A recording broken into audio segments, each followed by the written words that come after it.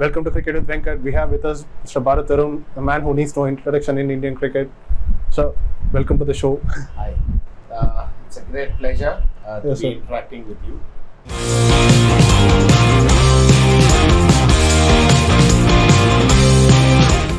How is it to be back among the bubble after like a 1 year? Like, is it like your road ahead as well as like a lot more free than what you were?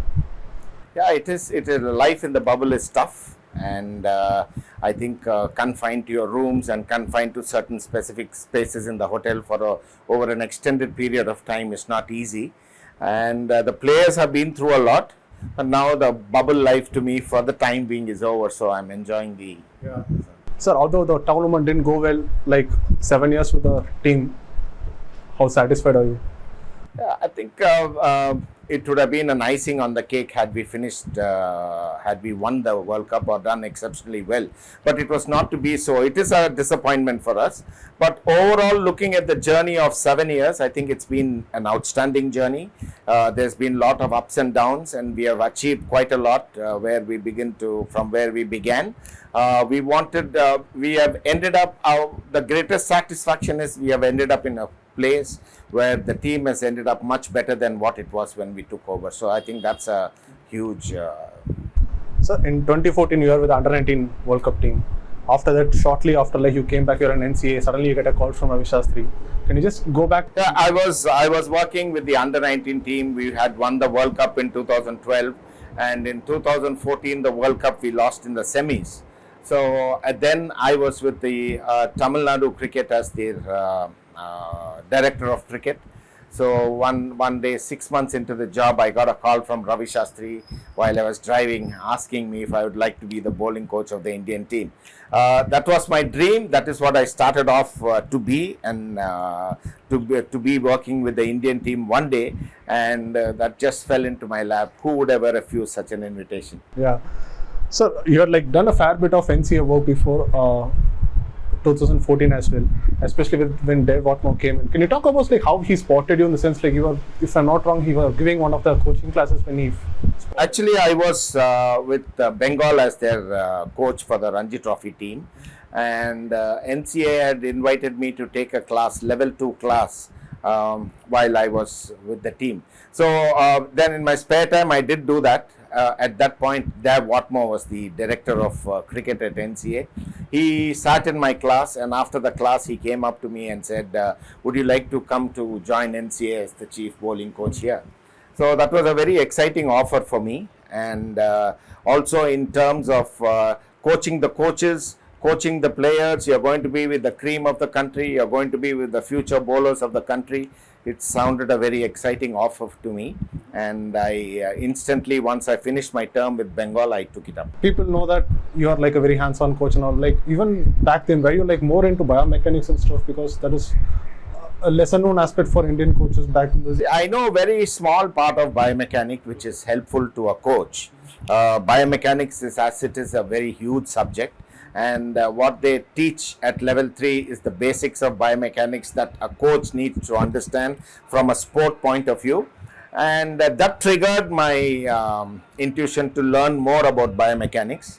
And I sought a few books the good books for biomechanics for coaches, where different illustrations of sport are there. That helped me understand the principles, underlying principles of biomechanics is nothing but the internal and the external forces acting on a human body. So how do these forces either enhance a player or they do not allow a player to get the best out of him? So once we understand this, it is easy to coach a player. When you enter the Indian dressing room for the first time, was it the starting point for the entire project about building a cream of Indian fast bowlers started, or did you begin in NCA itself? Did that help? Honestly, yes. When we go into the Indian team, we want to make a difference. You want to bring something to the table, but you don't want to be shooting too soon. So that the first thing is to understand the players. I think coaching is about understanding players. You coach the player, you don't coach the sport. So in that sense, I wanted to have a firm understanding about every bowler. Each one is different. So that understanding would go a long way in us interacting, because any relationship is built on trust.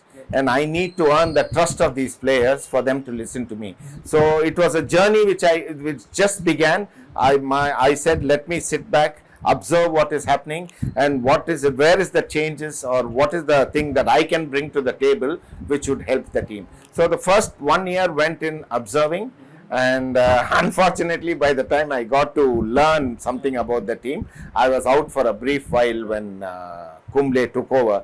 So for about 9 to 10 months I was out, but then Ravi brought me in. Yeah. So the time you went, it's like the fast bowlers we had like Arun, Bhuvaneshwar Kumar, Pankaj Singh, Ishant Sharma, and then we had Ravindra Jadeja, Ashwin. So those initial years were spent on them, and that is where you started looking beyond them as well. See, most of the bowlers that are in the Indian team now and who were there then, I've had the opportunity to work with them at the NCA. And so I knew all these guys, because I was 2 years I was coach of the India A team as well, and all these bowlers who are playing for the country were part of the team, so I knew them well. So for me to build a rapport and trust was a lot easier because of my previous connection with them. Yes, when I did come, Ashwin, Jadeja, they were also beginning to be a force to reckon with in international cricket, and also these different like Arun, Pankaj Singh, Bhuvanesh Kumar, Ishant Sharma, Mohammad Shami, Umesh Yadav, they were all part of the team. So I think for me the journey was a little easier because I had worked with them at least for 2-3 years previous to this.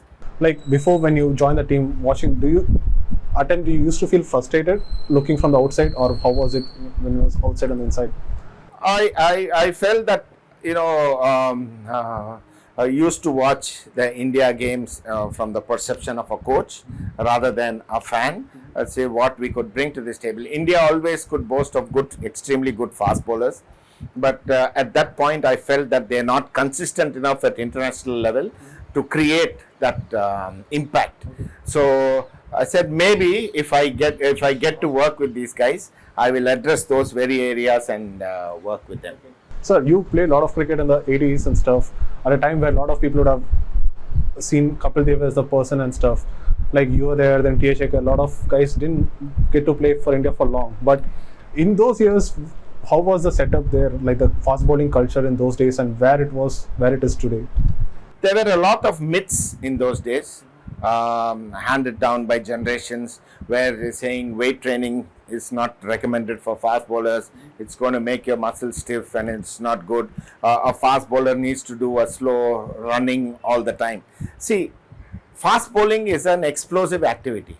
Any activity in cricket is explosive, be it batting, explosive hitting, running between the wickets, fielder chasing a ball, and there is periods of inactivity.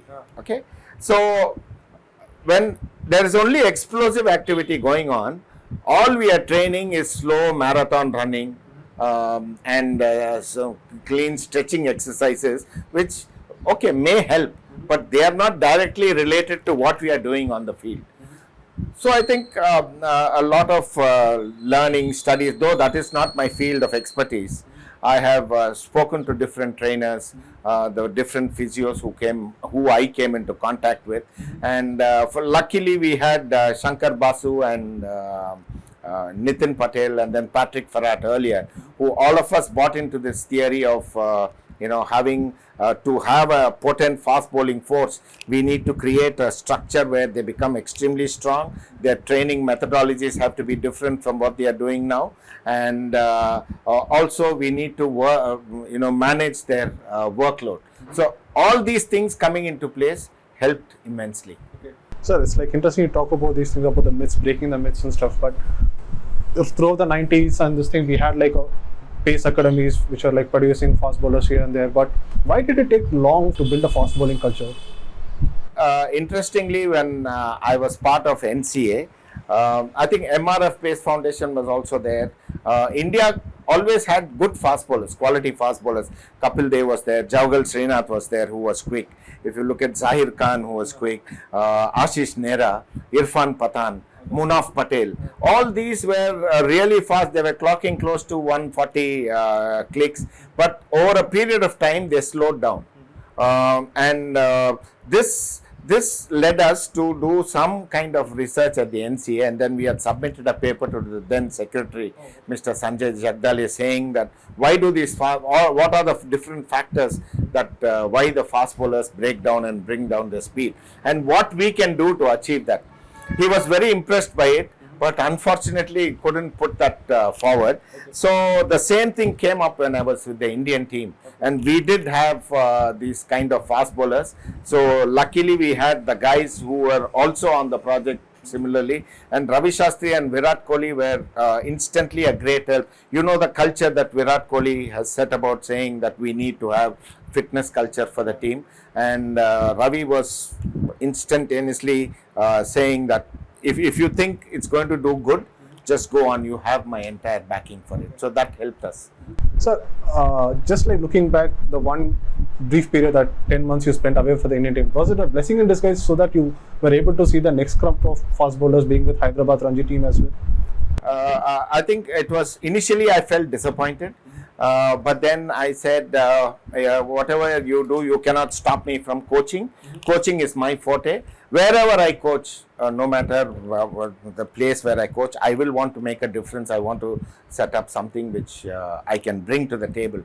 So when I went to Hyderabad, I saw Mohammad Siraz. Then there was another two fast bowlers who did exceptionally well there too. So seeing them was a big challenge, and I think that was the first year when Hyderabad, three fast bowlers picked more than 100 wickets in the Ranji Trophy season.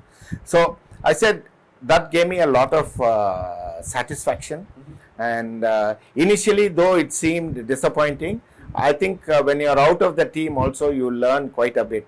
You learn what are the areas you need to address instantly when you get back, so that you create a lasting impact. So you spoke about building a culture about fast bowling with the physios and trainers and stuff. Like, how did you go about it? Like, it takes like months to build it, right? Unless you have the backing of the captain, the coach, and even the BCCI and the NCA. So to bring everyone to buy into this culture, did it take an effort for you, or was it? Not really, because when we spoke to Virat Kohli and Ravi Shastri, they were for it, and they said, let's go do it. At least wherever it is, even if it's not followed elsewhere, we'll do it in the Indian team. So that was a big positive mood for us. So, and then we spoke about this with the National Cricket Academy. They also said that, yeah, they would support this thing. So because we needed a good support system to be able to do that. So luckily Rahul Dravid became part of the National Cricket Academy, and there was considerable support from the NCA for us to carry on this project. The rest it became, and when the fast bowlers were taken into confidence and spoken to about these systems, once they were convinced, they instantly began to see the results of that, and so they all bought into the theory. That was the big fact for us. Sir, like in India, there is always pressure for results. This kind of project needs time as well, the patience to see it like become a fruit as well. Like, so during that phase, how was it like handling the pressure from outside? I think coaching for India is about handling pressure. No matter what you do in the previous game, every time you take the field, you are expected to win. So we said, in order to, Ravi Shastri was very, very, very clear in that. He said, in order to create a winning culture, you should be prepared to lose. So don't worry about losing. Even when we went to Australia, he said, I don't care if we lose 4-0. The first trip in 2015. But the brand of cricket that we are going to play should make a difference. We did that actually in Australia. And even now recently as the 36 all out, he told the team, we can't go worse than this. We are at the lowest step. The only way forward is going up. It's exactly the statement he made when he was on the last day of the tournament. He said, it's not about what you achieve, it is what you overcome. And that was a real force for us, what we had to overcome. And we had a great chat with the boys, and the rest was for everybody to see.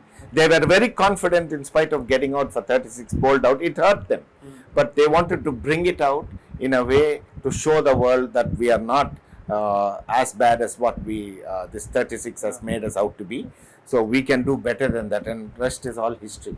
Okay, so going a little back again to fast bowling, like India has, like you have said in the past, like how growing up and playing in these tracks helps Indian bowlers with reverse swing and all.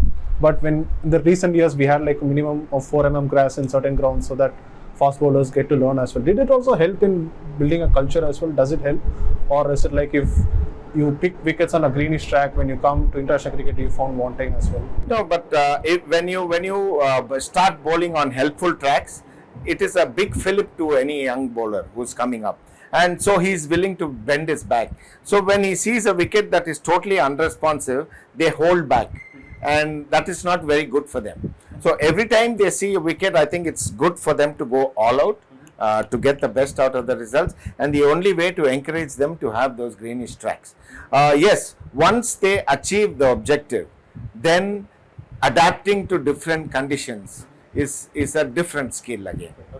So if a bowler comes to you, fast bowler is there, you just mentioned before the thing started like how players come and ask always for the look for the mistakes, not what you have to improve on. Like in that way, or you course correction, do you course correction, or how do you approach a player like say a Bumrah or different with Shami? See, at the international level when they come to play, sometimes you do have opportunities to correct little things. It may seem very trivial, but it's extremely important for the bowler to get better. Sometimes over a period of time you could develop some bad habits without you realizing it. So as a coach, we need to constantly interact with the bowlers to see if all the basics are right. If the basics are right, the big picture will automatically take care of itself. So to answer your question, it's a constant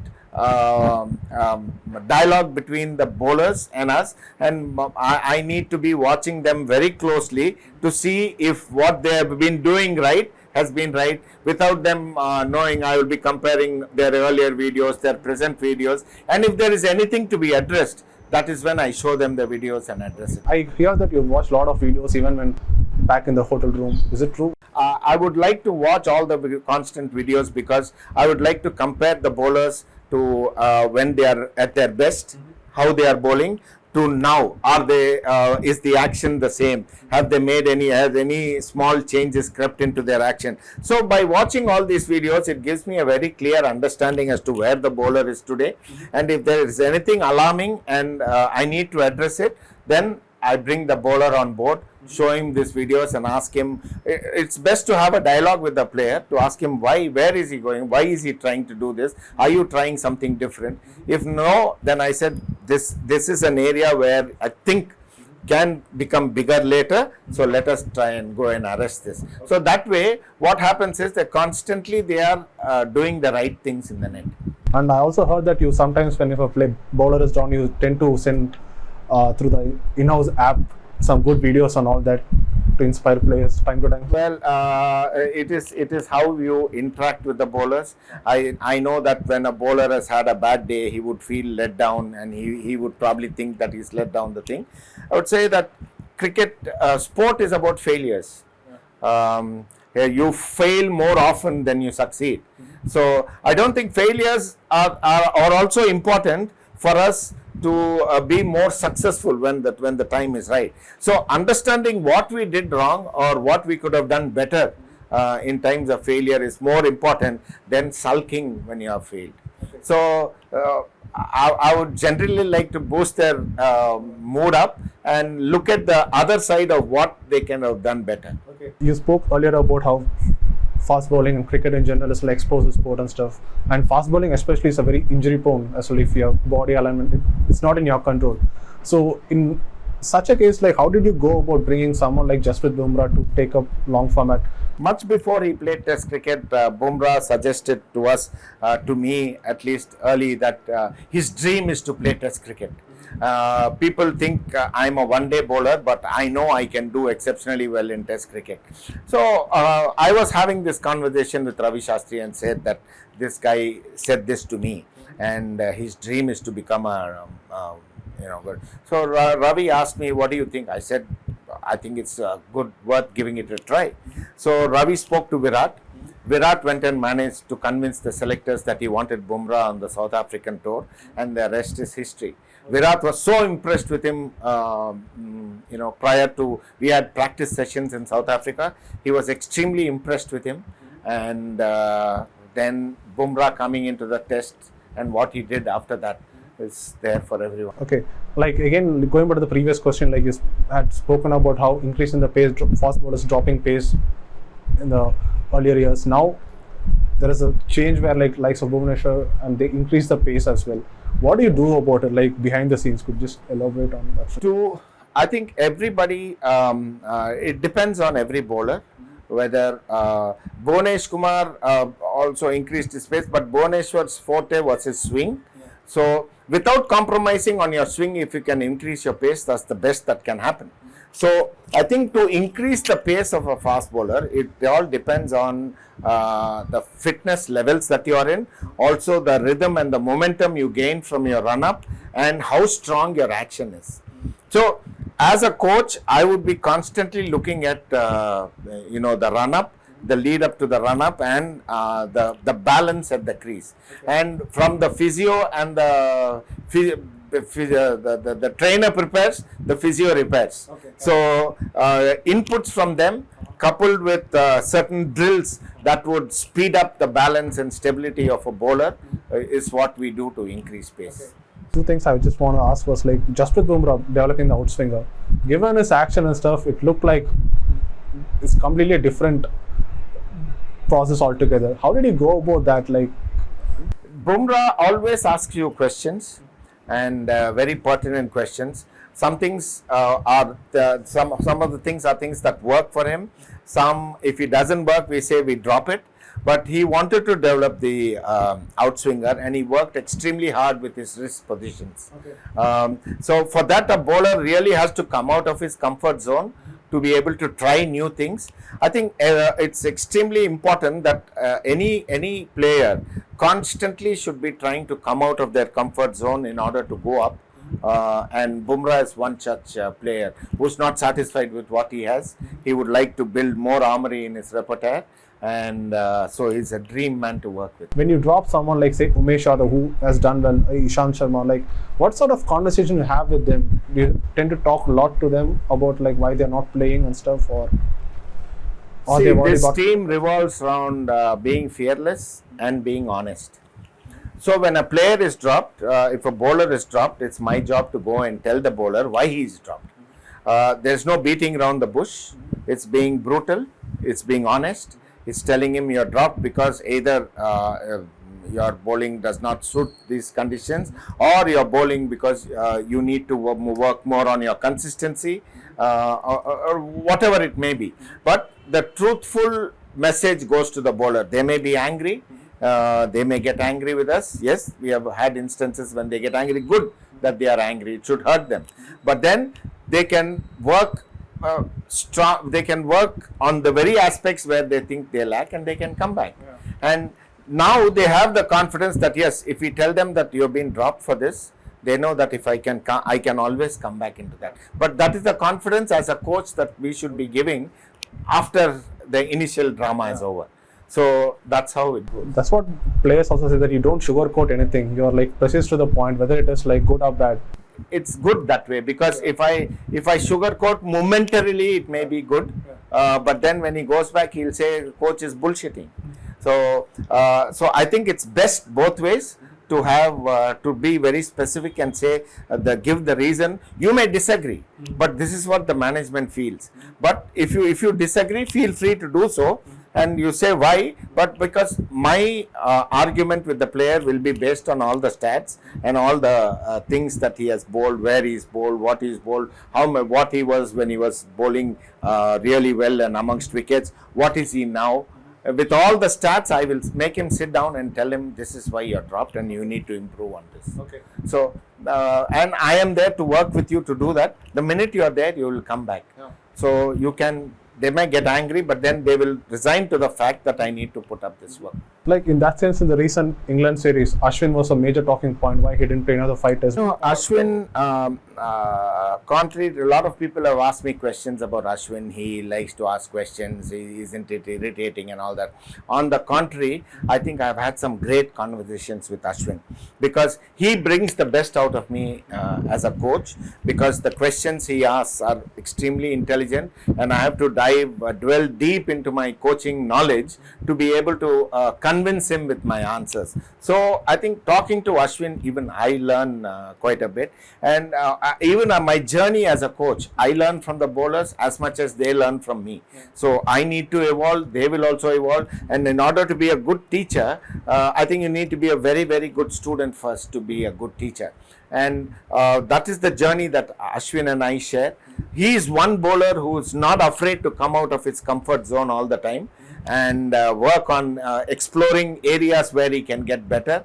So actually what the manuals say, spinners should discover themselves. So unless you are able to come out of the comfort zone and try out different things, how will you be able to understand what you are capable of? So that is exactly what Ashwin does. And I think it's a very interesting, and I have had some great interactions with him on that. Okay. Sir, in 2017, after the Champions Trophy, there was a constant change in like how India went with the white ball thing, with bringing the wrist spinners and stuff. Again, Ashwin and Jadeja were not playing limited overs cricket, but towards the end of this tenure, like Chahal and Kuldeep both were not in the picture as well. Like, can you just shed light on what happened? Yes, at that point we felt that they had kind of worked out our finger spinners. We thought bringing in wrist spin would be a great advantage at that given point of time. But more so, it did add to us. It did contribute to our victories. They created a sensation at that point of time. But somehow in the middle, I think it was unfortunate that Chahal was dropped for the World Cup. But Kuldeep had stagnated a bit, but I think Kuldeep has great potential. He is going to be the future of Indian spin. He is going to lead the Indian spin attack in the future. He needs to work on a few things which he understands and knows what he needs to do. But once he does that, I think he is one of the most talented spinners that we have. And yes, coming back to finger spin in this particular World Cup, also the team management felt that with the grounds that are bigger and things like that, and these spinners have already done well for us, we might as well go with experienced and time-tested spinners. Okay. The fast bowling resources is really good. How do you see the spin bowling resources, like especially in the domestic cricket? Are there enough coming through the ranks from? I haven't really seen much of domestic cricket, but I think with Ashwin being the fittest that he is ever since I've known him, Ashwin, Jadeja, Nadeem is there, but then we have Akshar Patel in the midst, and with Kuldeep and Chahal maybe he's been considered more in the one-day spinner, but with Kuldeep coming in and a few other, I've heard that a few other good wristies are coming up. So it does augur well when you just feel that something is gone haywire. I think some really good talent comes up in this country. So last 1 year, the highs of Australia and England, how was was it like the peak that you're seeing the Indian fast bowlers perform? Yes, I think in my coaching career, that were the real highs of my coaching career. There are 2 back-to-back wins in Australia. More so the second one, when we won the first time, they said Warner and Smith were not there, and we were a strong side. The second time around, it was the opposite. Australia played with a full side, and most of our top players, top bowlers were not there, batters were not there. We played with a young Indian team, and the kind of mettle that they showed in Australia, that was really worth being a part of. They made us all feel proud, and also the performance of the team in England, I thought was a commendable performance. So, like, a lot of people believe that a lot of the youngsters got a chance because the seniors were not around, but I remember we had a conversation before the series started. You said, like, going in the Australia series, you're going to give chance to youngsters only. Like, what made you guys like think? Was it like because of just saw what they came from the bubble life, or what? India were in bubble for during the lockdown for over 7 months, and not having access to the grounds or training can have a huge impact on any player for a period of 7 months. And then immediately they had the IPL. IPL was the shortest format of the game, and then we went to Australia. And because the body wasn't conditioned over a period of time, that is when all these injuries started happening. So each time the physio walks to us, we were really feeling threatened because we knew he's going to come up with another injury. So, but then we decided, then we have always talked of youngsters, we have always talked of giving opportunities, no matter what. Let us, give them the kind of confidence that they require to go and excel here. They are talented, so let them go and excel. I think the way those youngsters came to the party was really cool. Like speaking of youngsters, especially Washington Sundar is like, we heard like Ravi takes care of him like a son. Like what has impressed, because he came from nowhere, like he didn't play much cricket for Tamil Nadu as well, but I know. Indian team he has been like a consistent. I think Ravi sees a lot of himself in Washington Sundar, and he feels that he's a very more than capable bat and a very decent bowler. So that is what made him encourage him to pick him and give him opportunities. And the guy I would like to mention is more underrated is Shardul Thakur in Test match cricket. I think what he's done in these two opportunities that he got, the innings he played, at least both the innings and the innings he played at Brisbane, all show glimpses of him being a very good batter. And he's more than a useful bowler. He can pick you valuable wickets. So I think in him we have a very good all-rounder material for Test match cricket. And if we can build a pace around attack and the kind of quality spinners that we have, we will still be a very potent attack in some years to come. I also heard that you tend to give key to players different way. Mohammad Shami, you tend to like sometimes make him deliberately angry and all. With Vizag Test is a case in point where the last day you and Ravi Bhai did something, right? See, Shami, each player is different. For example, if you look at a Bumrah, all I needed to, once I told him, I remember an incident when I told him in Sydney, we had won the series, more or less won the series, and Sydney Test was heading towards a draw. And then he said that I've bowled a lot in this series and I am a little tired. So I said, I only said to him, what if you were given the mantle of winning this Test match? And we are in a chance for it to win. It was a sure shot draw. But then if we are given a chance to win, I said, if the batters are going to play a Bumrah who's low, then you are giving them the confidence to say that next time around I can play him. So it's up to you. That is, Bumrah is very sensitive. So he bowled the fastest spell of that tour on that day. Okay. And Mohammad Shami, you badmouth him, you make him angry without him realizing that, then he'll do the best for you. You tell him what to do, and you can always tell him, I know you're angry, but you go and do this job for us. This is the job you have to do. Don't tell me that you're angry and you messed up. So then he will, at times it works. So handling each bowler, each player is different. As a coach, it is, I should understand what triggers a player. And that is very important for us to.